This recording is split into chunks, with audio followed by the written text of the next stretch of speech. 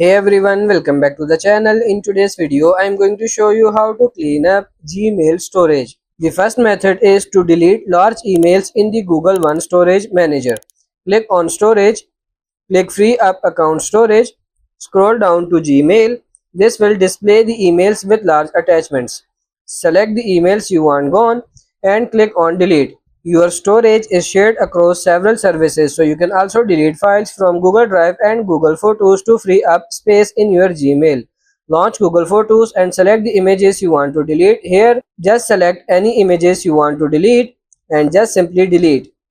To free up storage, you also have to delete the files from your trash. To delete a file, select any one you want to delete and click the trash icon and delete, and simply tap on this delete and click on delete forever.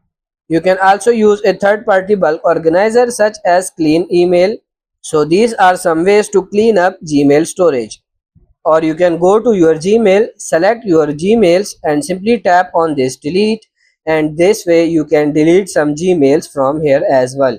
So these are some ways to clean up Gmail storage. I hope this video was helpful. If it is, like it and subscribe to the channel. Thank you.